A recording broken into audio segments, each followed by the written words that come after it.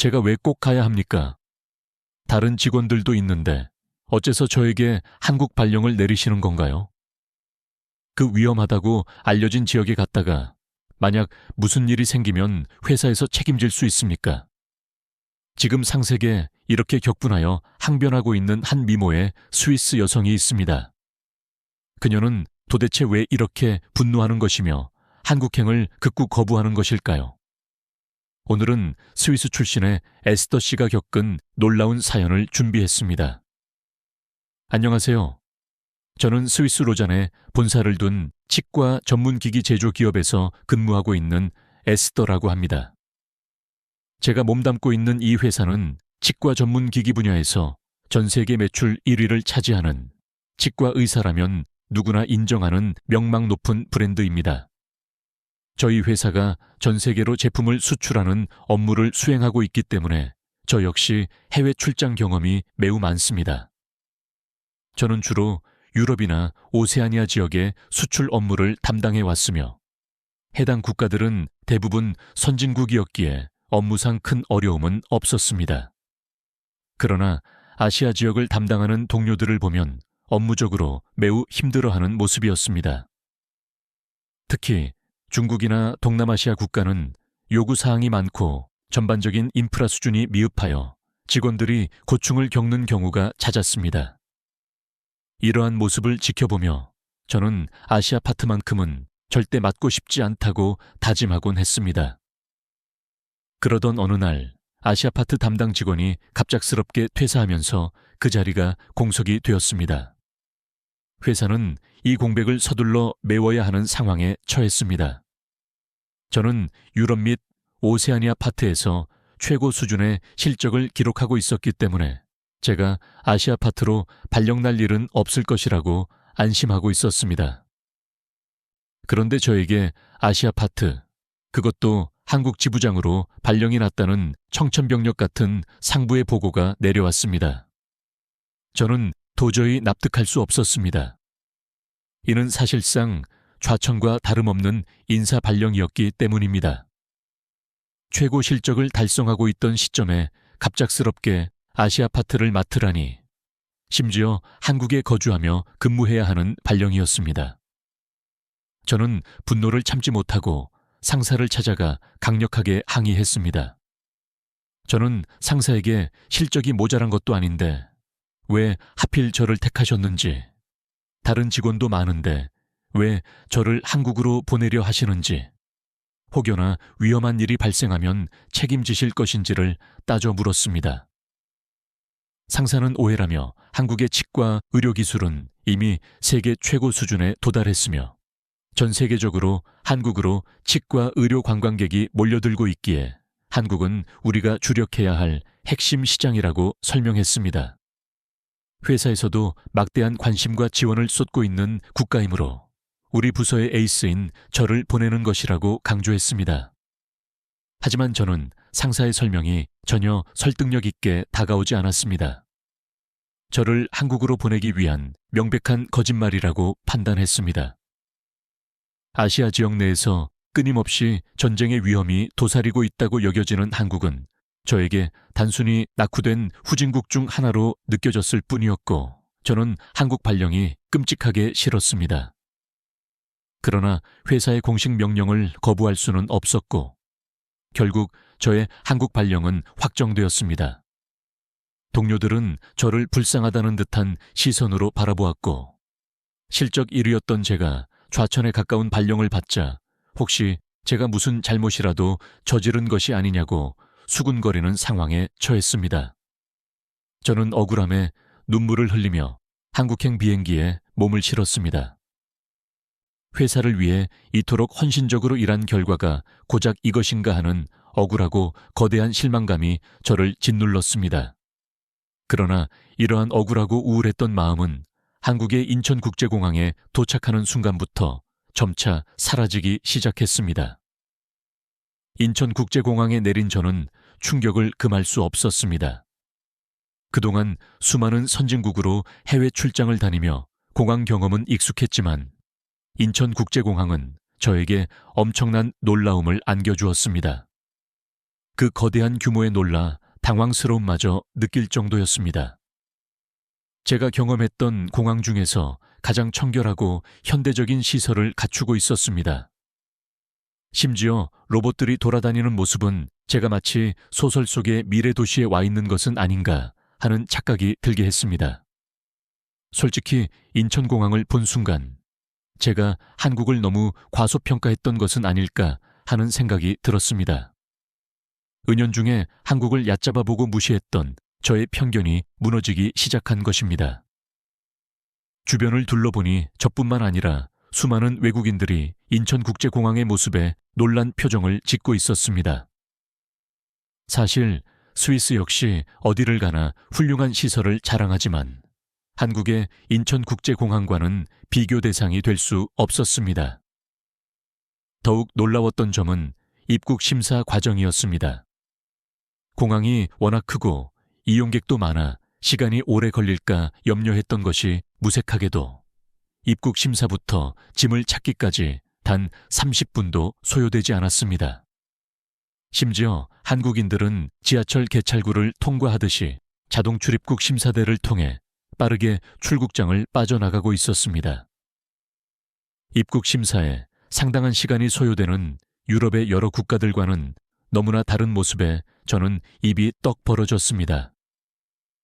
외국인도 자동 출입국 심사 등록이 가능하다는 설명을 듣고 다음번 인천공항 방문 시에는 반드시 등록해야겠다고 결심했을 정도입니다. 저는 사실 한국에 가야 한다는 우울감에 휩싸여 한국에 대한 아무런 사전 조사도 없이 도피하듯 한국으로 오게 되었습니다. 따라서 한국에 대한 정보가 거의 전무했습니다. 공항에서 도심까지 어떻게 이동해야 할지도 알아보지 못한 상태였습니다. 결국 저는 짐을 찾은 후 공항에 앉아 회사에서 마련해준 숙소로 가는 방법을 검색해야 했습니다. 그런데 놀랍게도 인천국제공항에서는 와이파이가 전면 무료였습니다. 물론 스위스의 공항에도 와이파이가 제공되지만 탑승권을 인증해야 이용이 가능하며 시간 제한도 있어 사용 방법이 매우 까다롭습니다. 게다가 속도도 매우 느려서 기본적인 검색조차 한참이 걸리기 때문에 사실상 이용하기 어렵다고 생각하는 것이 속 편합니다. 하지만 한국의 인천국제공항은 탑승객 여부에 관계없이 누구나 제약 없이 와이파이를 사용할 수 있었고 그 속도는 제가 스위스에서 경험했던 어떤 와이파이보다도 빨랐습니다. 저는 이렇게 빠른 와이파이를 경험해 본 적이 없었습니다. 그런데 이런 와이파이가 무료라니 이렇게 큰 규모의 공항에서 이렇게 많은 사람에게 이처럼 빠른 와이파이를 무상으로 제공한다는 사실에 저는 엄청난 놀라움을 금치 못했습니다. 한국은 정말 부유한 나라가 아닐까 하는 합리적인 의구심이 들 수밖에 없었습니다. 세계 어디를 가도 이런 나라는 없을 것입니다. 저는 빠른 와이파이를 통해 한국 여행 정보부터 교통 정보까지 순식간에 검색할 수 있었습니다. 구글에도 한국 관련 정보가 워낙 잘 나와 있어서 검색한 지 얼마 되지 않아 숙소로 가는 방법을 파악할 수 있었습니다. 옆에 있던 외국인이 저를 보더니 구글 맵 대신 네이버 지도 앱을 설치해보라고 조언해 주었습니다. 저는 세계적으로 유명한 구글 맵을 두고 왜 듣도 보도 못한 앱을 깔라고 하는지 처음에는 이해가 가지 않았습니다. 하지만 네이버 지도 앱을 설치하고 사용해 본 순간 저는 또다시 엄청난 충격을 받았습니다. 네이버 지도를 통해 길을 검색하니 각종 버스부터 지하철, 공항 리무진까지 탑승해야 하는 정확한 위치와 시간 정보가 실시간으로 조회가 가능했습니다. 구글 맵에도 유사한 서비스는 있지만 정확도와 앱의 가독성 면에서 네이버 지도를 따라올 수 없는 수준이었습니다. 외국인에게도 최적화된 지도 앱이었습니다. 이러한 지도 기술마저 세계 1위인 구글 맵을 압도하다니 도대체 한국이라는 나라는 어떤 곳일까 하는 의문이 깊어지기 시작했습니다. 제가 숙소까지 가는 방법은 공항 리무진, 공항 철도, 택시 이렇게 세 가지가 있었는데 저는 피로를 느껴 공항 리무진을 이용하기로 결정했습니다. 공항 리무진은 정말 편리했습니다. 기사님께서 제 짐을 친절하게 화물칸에 실어주셨고 일반 버스와는 달리 의자가 매우 넓었습니다. 마치 비행기의 비즈니스석처럼 넓고 안락했습니다. 좌석마다 커튼까지 설치되어 있어 타인의 시선을 신경 쓰지 않을 수 있었고 휴대폰 충전기까지 구비되어 있어 정말 편리했습니다. 버스에서 이렇게 편안하게 휴식을 취해본 것은 태어나서 처음이었습니다. 기사님께서 어찌나 부드럽게 운전을 하시는지 저는 리무진에 타자마자 깊은 잠에 빠져버렸을 정도였습니다. 숙소에 도착할 무렵 정신을 차리고 창밖을 바라본 저는 또 한 번 경악했습니다. 서울은 마치 미래 도시가 현실화된 곳이 아닌가 하는 생각이 들 정도로 고층 빌딩이 숲을 이루고 있었습니다. 사실 제가 살던 스위스 로잔에는 이런 고층 빌딩들이 거의 없기 때문에 저는 굉장히 이질적이고 생경한 느낌을 받았습니다. 도대체 한국이라는 나라는 정체가 무엇일까요? 아니, 핵 위협을 지속적으로 받고 휴전 중인 나라가 어떻게 이런 현대적인 모습을 갖출 수 있을까요? 인천국제공항부터 도심까지 제가 경험한 한국은 저의 예상과는 계속해서 다른 모습을 보여주었고 저에게 연이어 충격을 안겨주었습니다. 그리고 단 한 달이었습니다. 제가 한국이라는 매력에 완전히 빠져버리게 된 시간은 저는 이제 한국을 벗어날 수 없을 것이라는 생각이 들 정도로 한국은 저에게 완전히 스며들어 버렸습니다. 제가 한국에 살게 되면서 초반에 가장 놀랐던 것은 24시간 운영하는 편의점과 식당들이 어디를 가나 존재한다는 점이었습니다. 늦은 시간에도 이용할 수 있다는 점이 좋았을 뿐만 아니라 이러한 상점들이 많아서 새벽에도 어디를 가든 안전하다고 느껴졌습니다. 가게들이 많아 길거리가 환하게 밝혀져 있었기 때문입니다.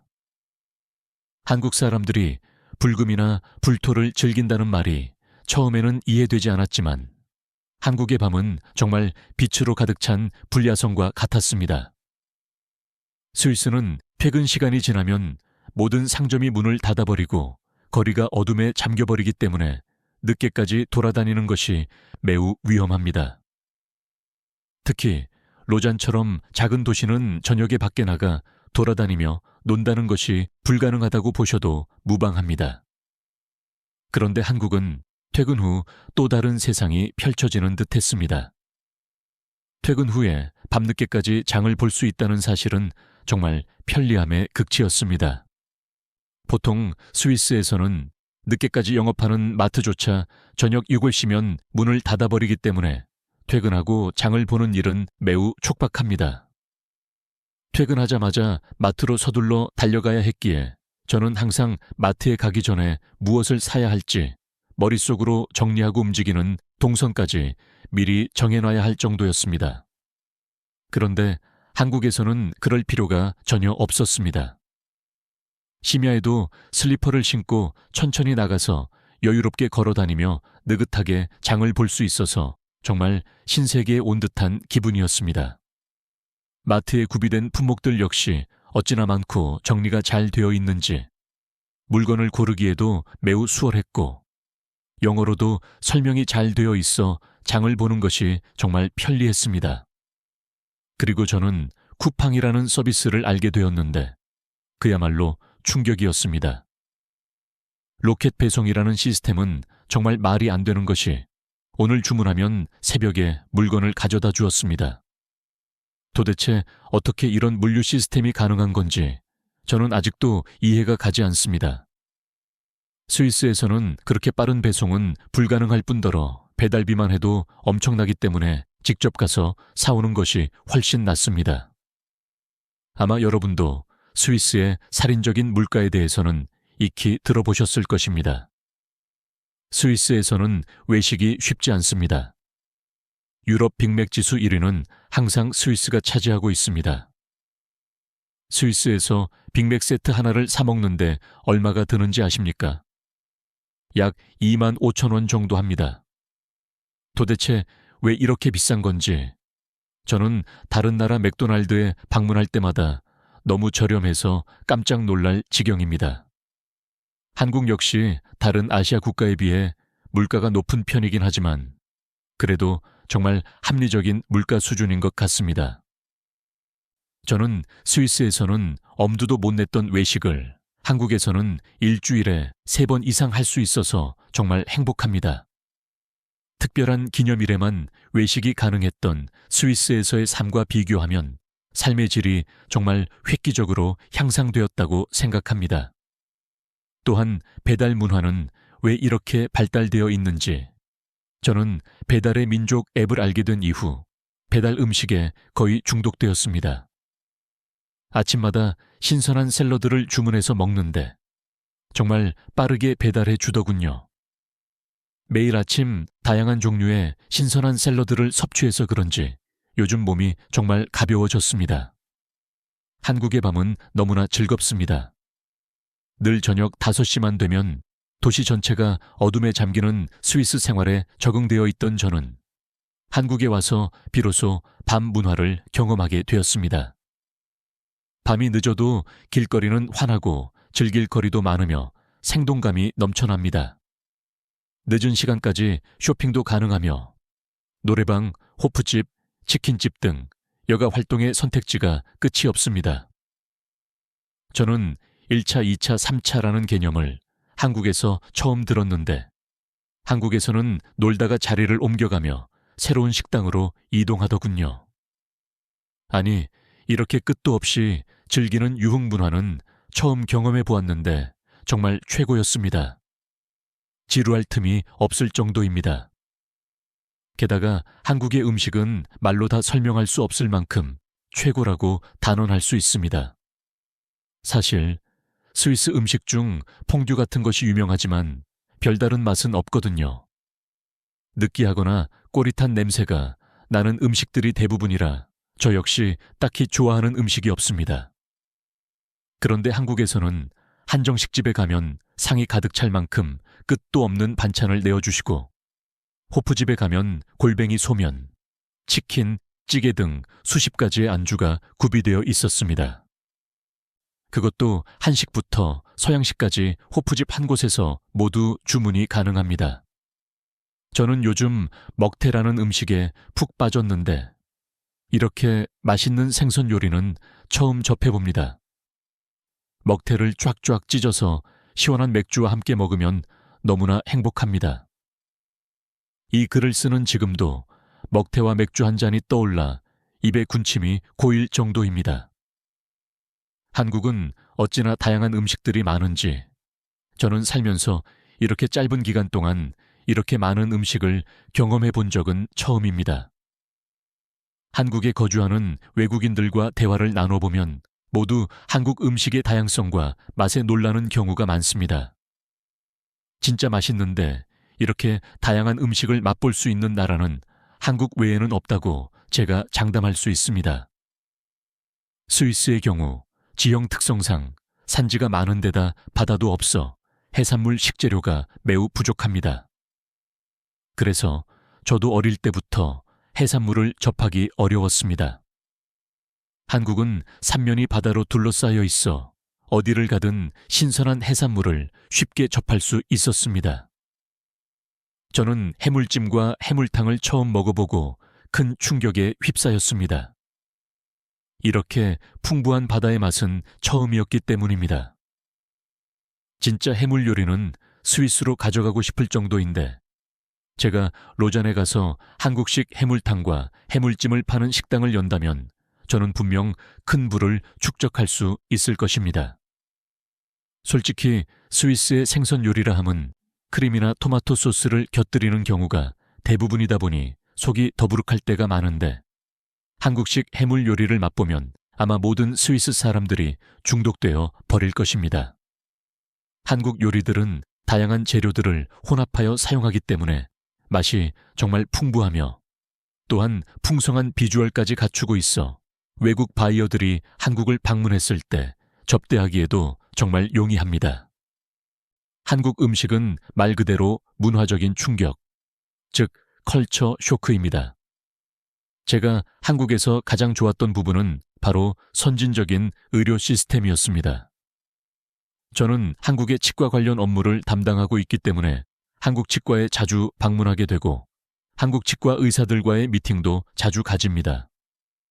제 회사 상사가 한국 치과 의료 기술이 세계 1위라고 말했던 것을 저도 처음에는 믿지 않고 의문을 가졌습니다. 그러나 제가 직접 와서 보니 정말 전 세계 1위라고 자신 있게 말할 수 있습니다. 우선 한국 의사들과 이야기를 나누어 보면 그들이 얼마나 의술의 진심인지 알 수 있습니다. 보통 다른 나라의 의사들은 최신 기술을 수용하는데 보수적인 경향이 있는데 한국 치과 의사들은 새로운 트렌드를 주도하고 있다고 말할 수 있을 만큼 정말 빠르게 새로운 기술들을 받아들이고 발전시키는 능력을 보여주었습니다. 3D 스캐너 기술이 치과에 도입된 지 몇 년이 지났지만 한국만큼 대부분의 치과에 3D 스캐너가 신속하게 도입된 국가는 없다고 할 수 있습니다. 이렇다 보니 한국 치과에서 3D 기술이 발전할 수밖에 없는 환경이 조성된 것입니다. 심지어 한국의 많은 치과에서는 원데이 진료 시스템을 통해 처음 방문한 사람이 당일에 임플란트를 심고 보철까지 올려 마무리하는 신기술까지 보유하고 있었습니다. 사실 스위스에서는 치과 보철물 하나를 제작하는데 2주 이상 소요될 뿐만 아니라 가격도 엄청나게 비쌉니다. 게다가 예약 한번 하려면 몇 달을 기다려야 합니다. 그런데 한국은 예약 없이 어느 치과에 방문해도 당일 진료가 가능한 시스템인데다가 가격까지 매우 합리적이었습니다. 도대체 어떻게 이런 시스템이 가능한지 저는 처음에 이해가 가지 않았습니다. 한국은 국민건강보험제도가 정말 잘 되어 있다고 하던데 사실 복지 강국인 스위스에서조차 이러한 완벽한 시스템을 갖추지 못하고 있습니다.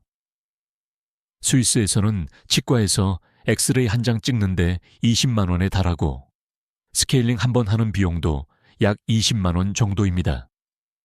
그런데 한국에서는 엑스레이 한 번 찍는데 10,000원도 차에 들지 않으며 스케일링도 2만 원 정도면 할 수 있었습니다.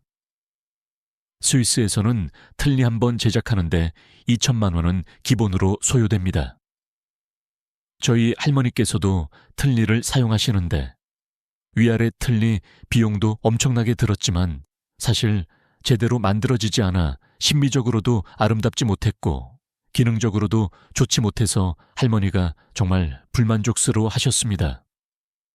그런데 한국의 노인들은 국가에서 지원을 해주어 위아래 틀니를 제작하는 비용이 100만 원도 채 들지 않는다고 합니다. 아니, 도대체 한국 치과는 이렇게 저렴하게 진료하고도 수익이 남는 것일까요? 정말 저희 할머니를 한국에 모시고 와서 틀니를 새로 해드리고 싶은 마음이 간절했습니다. 더 놀라운 것은 이러한 의료 시스템이 치과에만 국한된 것이 아니라는 사실입니다. 최근에 제가 감기에 걸려서 한국의 병원에 방문한 적이 있었습니다. 그런데 병원비가 5,000원도 나오지 않았습니다. 저는 정말 깜짝 놀랐습니다. 이 사람들이 제가 외국인이라고 사기를 치는 것이 아닐까라는 생각이 들 정도였는데 다른 한국인 환자들도 모두 5,000원도 안 되는 금액으로 진료를 받더라고요. 스위스에서는 감기에 걸려도 바로 병원에 가기도 어렵지만 병원에 가서 약 처방만 받아도 100만 원이 깨지는 것은 흔한 일입니다.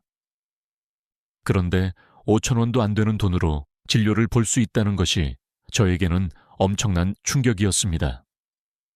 심지어 저는 회사 한국지부에서 보험에 가입시켜 주어 한국인이 아님에도 한국인들과 동일한 보험 혜택을 누릴 수 있었습니다. 한국은 도대체 어떻게 이런 의료 시스템을 구축할 수 있었는지 제가 이 시스템을 배워서 스위스에 그대로 이식해주고 싶다는 마음이 들 정도였습니다. 저는 한국에 살게 되면서 한국으로 오게 된 것이 정말로 저에게 주어진 최고의 기회라고 생각하게 되었습니다. 한국은 정말 살기 좋은 나라라는 생각이 듭니다. 세계에서 살기 좋은 국가로 늘 거론되는 스위스에 살다 온 제가 이렇게 말한다는 게 참 아이러니하기도 하지만 한국만큼 살기 좋은 나라는 정말 없을 겁니다. 사실 모든 면에서 한국만한 국가가 없습니다. 제가 회사 동료들과 스위스에 있는 가족들에게 아무리 설명을 해도 믿지를 않아 답답할 지경입니다. 사실 요즘 저는 스위스로 돌아갈 생각이 아예 없습니다. 한국 지부장 역할을 계속 수행하며 한국에 머물고 싶습니다. 한국은 편리함으로 가득 차 있습니다. 은행 업무 같은 경우도 스위스에서는 얼마나 복잡한지 모릅니다. 그런데 한국에서는 휴대폰으로 간단하게 인증하고 앱을 이용하여 정말 쉽고 간편하게 처리할 수 있어서 사실상 은행에 방문할 필요가 없습니다. 그리고 교통카드 시스템 역시 정말 편리합니다. 스위스는 교통카드 하나를 신청하는데도 며칠을 기다려야 하는데 한국은 지하철역에 있는 자판기에서 바로 구매가 가능합니다. 그리고 교통카드 하나로 지하철, 택시, 버스 등 한국의 모든 대중교통을 이용할 수 있습니다. 도대체 어떻게 그게 가능한지 모르겠지만 얼마나 편리한지 모릅니다. 심지어 교통카드로 편의점에서 물건도 살 수 있다고 합니다. 도대체 한국에서 안 되는 것이 무엇일까요? 한국은 모든 것이 빠르고 효율적으로 시스템화되어 있습니다. 이러한 효율적인 시스템을 이룩한 한국인들은 천재라는 생각밖에 안 듭니다. 한국에서는 너무나 당연한 것들을 왜 스위스에서는 해내지 못하는 것일까요? 한국은 정말 트렌디한 나라입니다. 모든 새로운 기술들을 신속하게 받아들이고 그것을 한국만의 독특한 스타일로 재탄생시키기까지 합니다. 이 정도이니 누가 한국을 따라올 수 있겠습니까? 저는 이런 한국이 너무 좋습니다. 그래서 스위스로 돌아갈 생각도 없을 뿐더러 스위스에 돌아가서는 답답해서 못 살 것 같다는 생각이 듭니다. 이미 이런 한국의 편리한 시스템을 경험했는데 어떻게 스위스에 가서 지루한 삶을 견딜 수 있을까요? 한국에 오기 전에 한국을 무시했던 제가 너무나 어리석었다는 생각이 듭니다. 이제는 제가 한국에서 일하고 있다는 사실이 자랑스럽고 감격스럽기까지 합니다. 그 정도로 한국은 저에게 너무나 소중한 존재가 되어버렸습니다. 그래서 저는 요즘 한국어를 열심히 공부하고 있습니다.